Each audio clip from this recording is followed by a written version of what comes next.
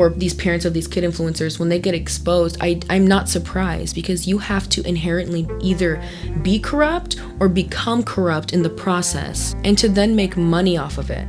Millions.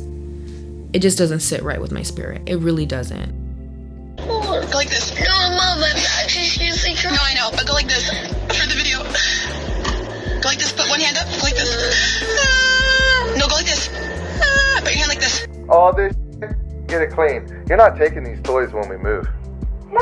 You're not. Hell no. I'm only gonna say it one more time, and then you're gonna lose the privilege to eat dinner. If you cut one more thing in my house, I'm going to take the scissors, look at me, and I'm gonna cut its head off. And she was saying her prayers, and she said the cutest thing. I thought it was so cute.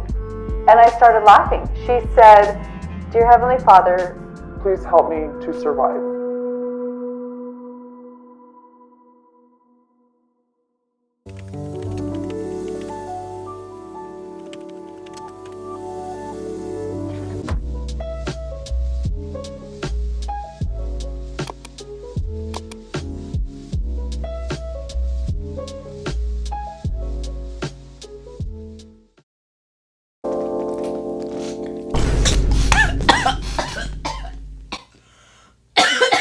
I just got attacked. Satan does not want me to make this damn video because he knows I'm about to spit the truth and bring light to the darkness. Hi guys, it's me, Salem, and welcome back to my channel. I have been gone for a while now. I think for like 3 weeks or something, because I kind of don't want to make videos anymore. That, and also because I'm like sick and I'm just like really tired, which usually is like normal for me. That's a little bit of ASMR for you guys. By the title and thumbnail of this video, you guys know that in today's video, I'm going to be talking about how much I hate family channels. So this morning I made Tiana a bowl of cereal and her favorite drink in the world, Bloom, because you know we stay healthy in this household, period. Smile! I have beef, okay? Not chicken, not lamb. I have beef, okay? With any sort of content creation that involves exploiting any sort of relationship with another human being or animal, it kind of gives me the ick, you know? It's kind of icky. I don't like it. In fact, I don't think any of us like it. You know who does? You know who does like it though? YouTubers. It seems that every single person that loves to exploit friendships or their partners or even their own children somehow flock onto social media, and they just kind of get together, you know, get millions of views, millions of subscribers, and YouTube is just like, it's so beautiful. But God forbid that a creator of color or a smaller creator blinks wrong. They get demonetized. Exploiting your children? Even better. Finger licking good to YouTube. Usually I'm like this peaceful, understanding, empathetic, and wise person in my videos, you know. But today I'm not playing any of that, because in my opinion, family channels should not exist. Where are the laws protecting these kids? And why are almost all social media platforms totally okay with this type of content, rewards this type of content and behavior, and then when said family channels get exposed for doing horrific stuff that has literally been filmed time and time again, these platforms are like, we did not support these people. We are sorry. Like, but weren't you guys pushing their videos though? Why am I talking about this, you may ask? Most recently, people have been talking about the 8 passengers situation. Now, if you don't know what is going on in the whole family channel sphere right now, there is a lot going on always, but most recently there was a horrible situation that transpired where a family vlogger YouTube mom recently got arrested. Ruby Franke, which was the mother of the 8 passengers YouTube family channel, was a YouTube channel that was dedicated to Ruby and her husband and her 6 children, filming almost everything in their lives. The channel nearly had 2.3 million subscribers. However, this specific family channel has been getting a lot of heat for a very long time, and 100% rightfully so, because the mother was crazy. Just a terrible human being. I'm only gonna say it one more time, and then you're gonna lose the privilege to eat dinner. If you cut one more thing in my house, I'm going to take the scissors, look at me, and I'm gonna cut its head off. She would also film things that were incredibly questionable. And my kids are literally starving. I'm not even gonna let you eat breakfast until you get your chores done. Crying a lot and whiny, and one day I looked at her and I'm like, you just stink. She had like peed her pants or something, and it was just because she was being neglected, because I was totally paying attention to the new baby. Electric chair.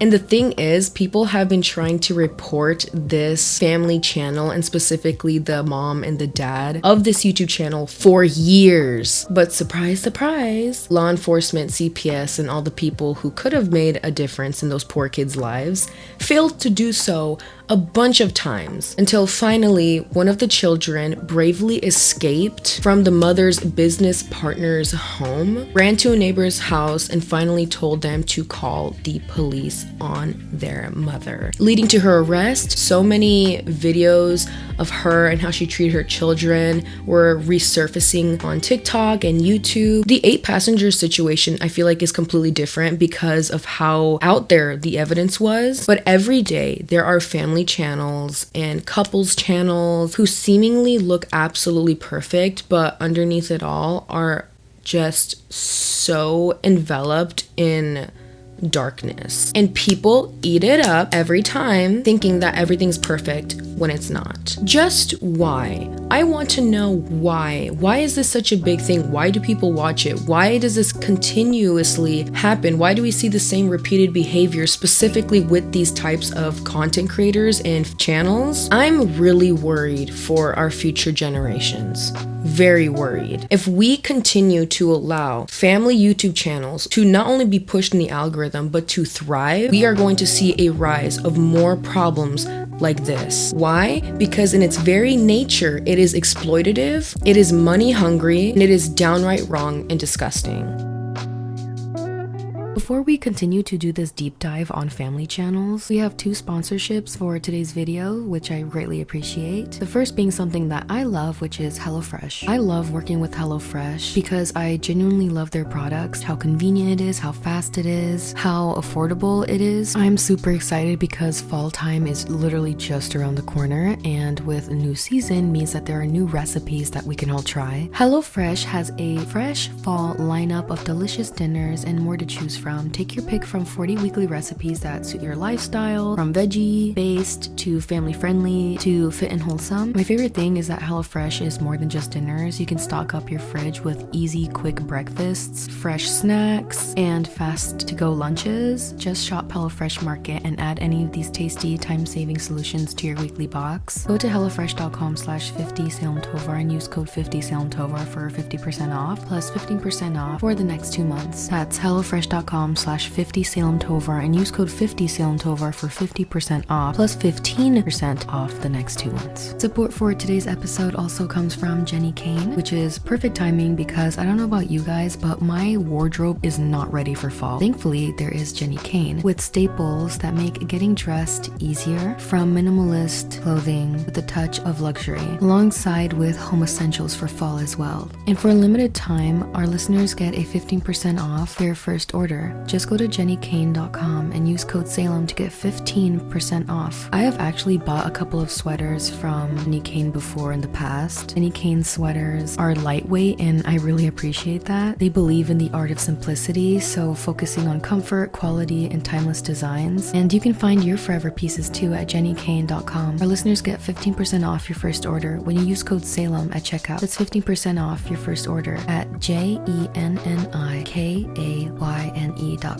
Promo code Salem. Let getting dressed be one less thing to worry about. Thank you so much for sticking around until the sponsorship portion of this video was over. I really appreciate it. Now it's time to deep dive into the video. Part 1. The age of sharenting. How parents overshare absolutely way too much of their children on the internet.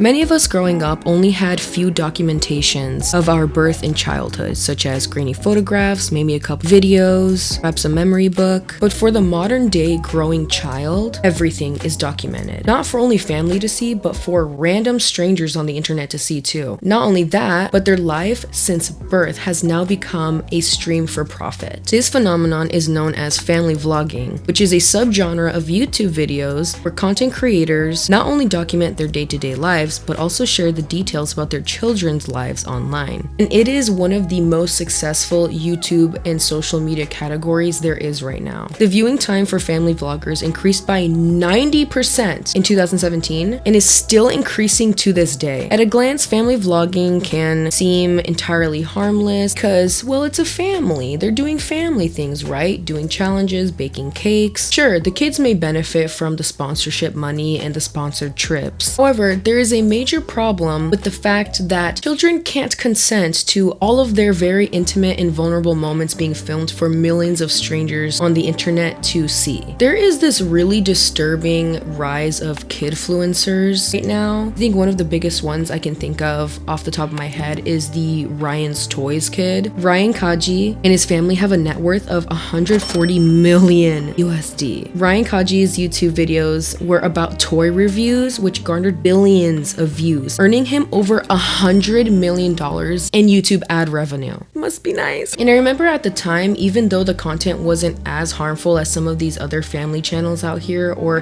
kidfluencer content out here, there was a lot of talk about how this toy reviews channel was basically showing kids how to be super selfish and materialistic and extremely ungrateful for what their parents can give them, because a lot of kids were watching Ryan's content and kind of wondering why their parents who make 100K comparatively to Ryan's parents who are making millions and millions, why they couldn't get a giant Kinder Egg for Christmas and how it's unfair. So even if the content seems super innocent, it definitely still negatively impacted kids and parents at the time. So imagine how much more damaging family channel content and kidfluencer content is, as well as this really weird culture around certain family channels of just introducing children to hustle culture immediately, using these YouTube videos as an opportunity to flex on kids and to show them how much money they make and how big their houses are. Kids absorb everything in their brain that they watch, so introducing them so young to hustle culture I don't think is a good thing. Also, in many family channels, there is this weird theme of constantly overexposing the feelings of the children in the videos, vulnerable moments, and just moments in general that just shouldn't be seen by other people unless you have a personal relationship with the child. And for some reason, so many parents don't want to acknowledge that they are the problem when they are 100% the problem, because it is never the child's fault. It is always on the parents. A perfect example of this very type of behavior is a woman by the name of Jacqueline who has her own child influencer.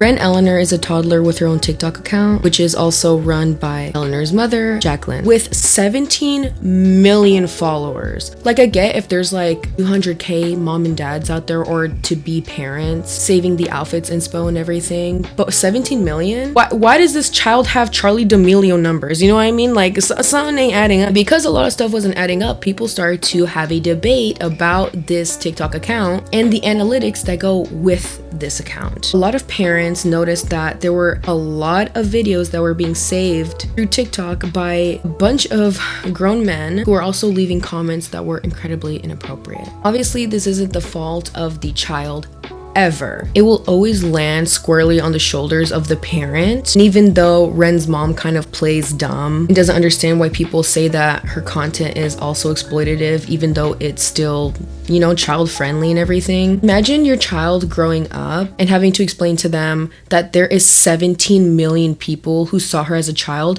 know who she is, knows her name, knows how she looks like. Out of 17 million people, do you not think that there might be one person or a handful of people that could possibly put her in danger if they see her out in public or if they find out where she goes to school?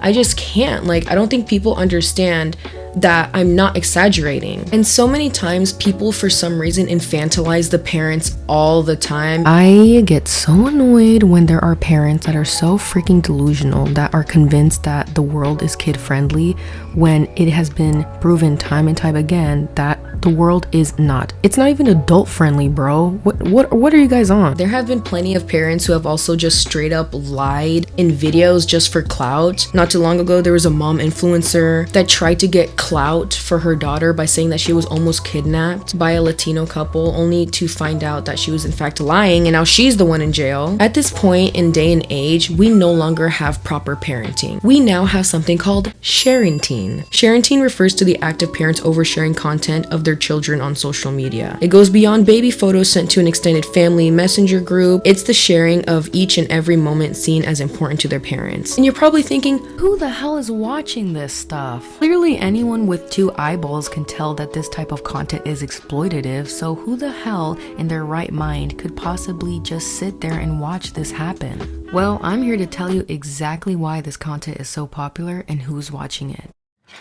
Part 2. The lost generation of kids who are being raised with iPads, Cocomelon, and technology, rather than genuine human connection.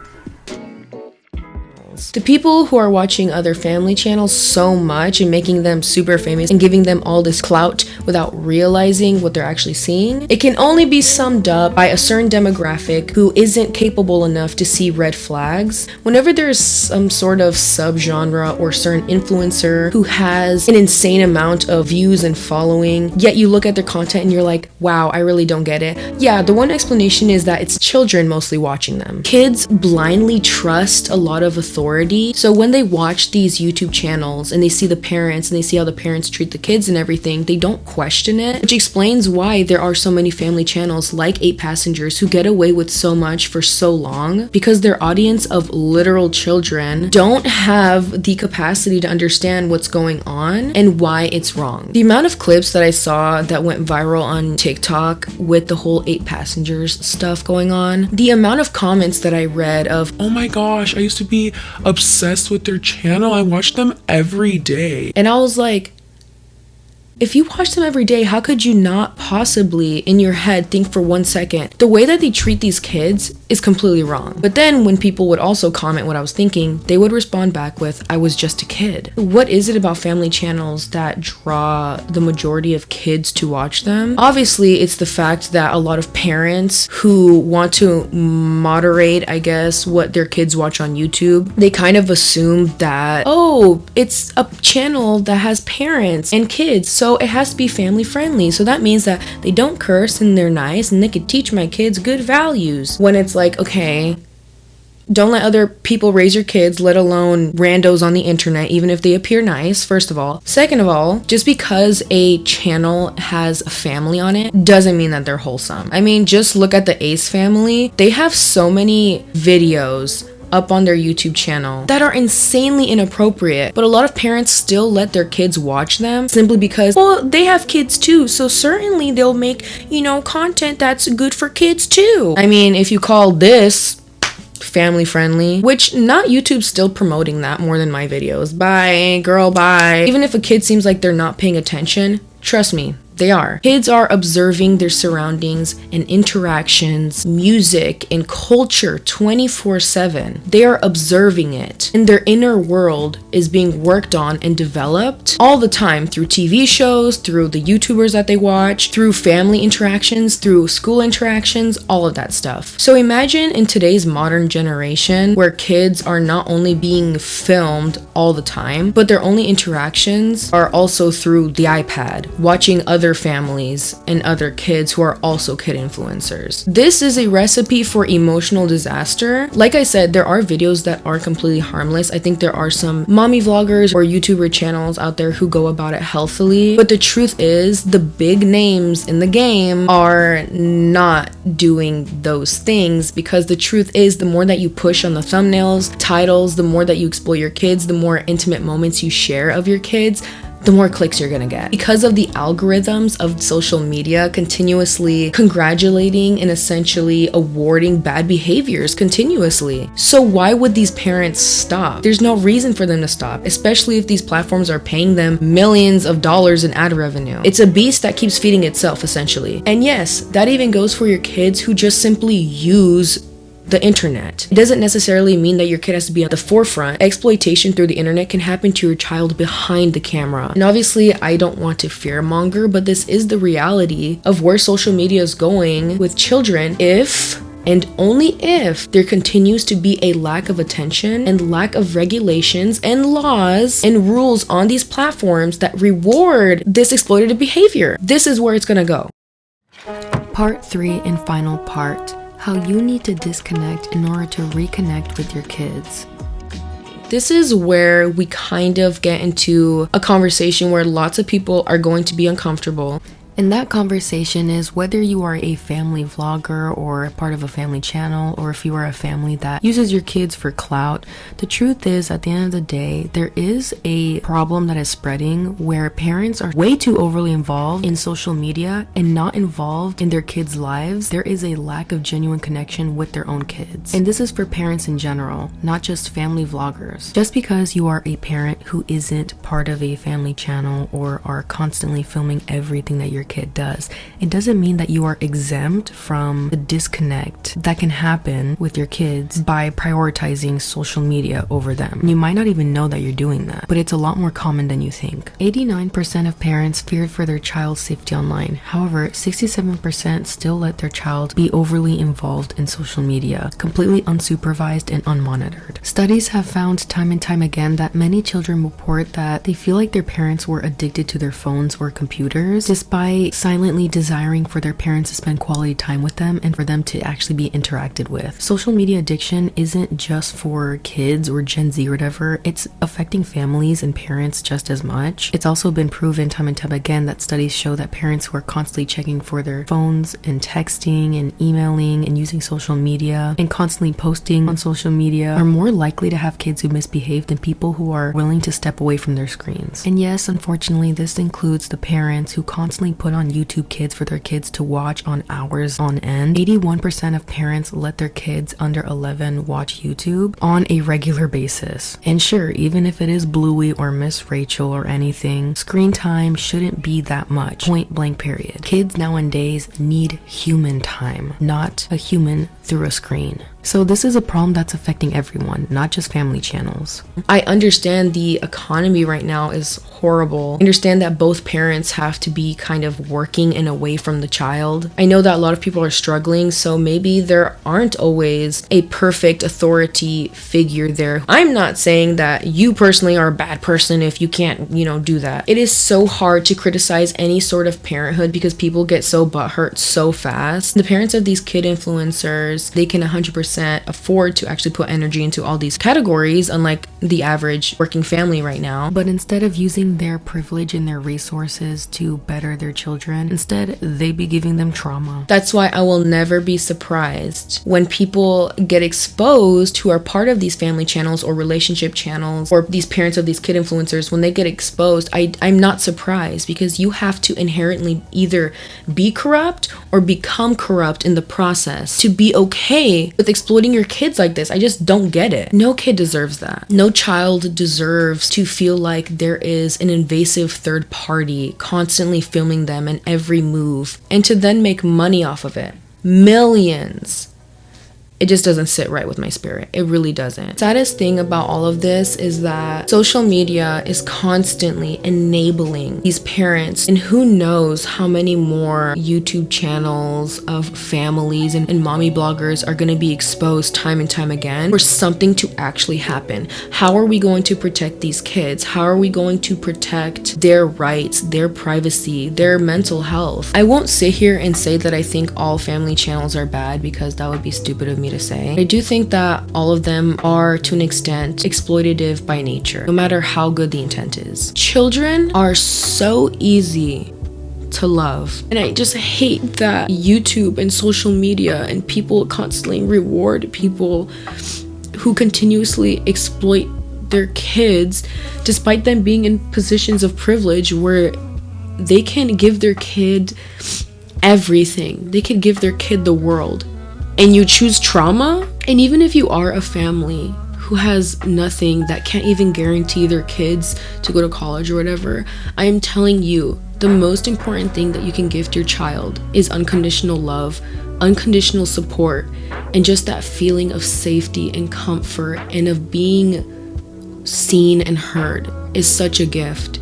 It's such a gift. All kids want is to be loved, to feel like they're safe, to feel like they have people in their corner. And to replace that with a freaking camera is just disgusting. I think the disruption of genuine human connection at any age is just disgusting. Like, it's just demonic and it's vile, especially with kids, which I know is probably gonna get me into really hot water, because for some reason there is a huge conversation of just like people saying like, you should have kids. Like, there's an obsession, like people like Ben Shapiro, like, you should have kids, everyone should have kids, you should have kids. When you're having kids, no, not everyone should have kids. If you're not ready to be mature enough to know that life is no longer going to only be about you, and if you haven't worked through your own stuff, and you haven't gone to therapy, and you haven't healed your inner child, and you haven't healed all the stuff that you need to heal, and you haven't broken the generational curses that you need to break, and you haven't broken all the trauma that you need to break in your family,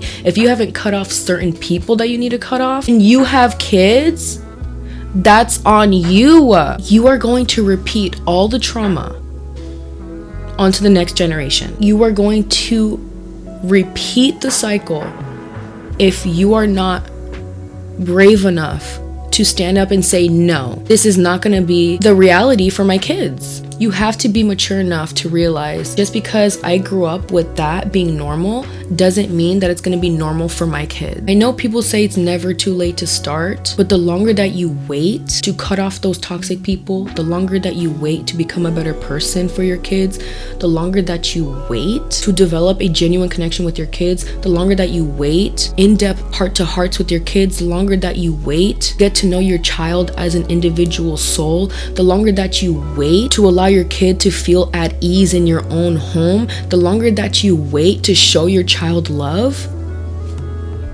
the more damage you're gonna do. You have every right and capability and potential to create the atmosphere of a beautiful home that you didn't grow up in. I honestly don't even know how to end this video because I have so many feelings and so many things I still want to say to parents, any parent, especially millennial parents, because right now the main kids who are being affected are the kids of millennials, and I just constantly hear so many excuses. You think that at the end of the day, me, a grown woman at the age of 24, look back and care about how, wow, I'm so happy my parents bought me the new J's? No, I don't care about any of that. I look back and think of the moments of when my parents showed up for me, when they decided to love me unconditionally, when they decided to and understand me and see me. I worked with kids for such a long time. I'm still trying to pursue a career outside of YouTube to continue to do that. I have so many close friends and family members who work directly with children. When I tell you guys, I have been there in person, eye to eye with these kids, of these new generations of these parents who are so incredibly lonely and neglected, it's not even funny. I think it's incredibly ironic that these millennial parents are all about inner child, my inner child. Bro, focus on your actual real child that is physically in front of you, my man. What are you talking about? And like I said, I know this is gonna land me in hot water, but the reason why I speak so strongly and passionately is because I have seen the heartbreak. I have experienced the heartbreak that comes with not being seen and not being heard. It hurts. It's not fun, and it's not worth it. And it's definitely not worth repeating and putting it onto other people, especially kids. With whatever generational thing that you're dealing with, just know that you have the ability to say, it stops with me. And honestly, guys, that is it for today's video. I got a little emotional at the end there for me. I just feel very strongly about kids, I really do. Thank you guys so much for watching. I really appreciate it. I'm sorry if this was a hard watch for some of you guys. I hope that I was able to bring some sort of hope and alleviation to certain hearts out there if they were feeling heavy. If you want more videos like this, please give me suggestions down below of what you guys would want me to talk about. Also, make sure to like and subscribe. And if you guys want, you can follow me on my Instagram, which is @_Salem Tovar _ or on my TikTok, which is @Salem Tovar. So no one else has my name, so you guys can follow me there. Make sure that you put down a duck emoji down below so I know you watched the entire video. Also,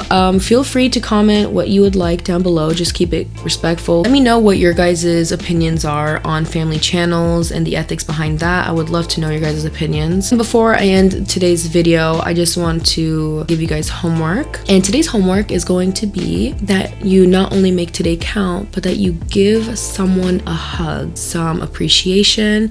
And if right now you don't have anyone, show yourself some appreciation and some rest and some peace. All right, guys, that is it for today's video. Thank you guys so much for watching. I am gonna go pee now. I drank this entire thing despite it almost trying to kill me. Can you believe that? She's a hydrated queen. And then I'm gonna go play Legend of Zelda. Anyways, thank you guys so much for watching, and I'll see you in the next video.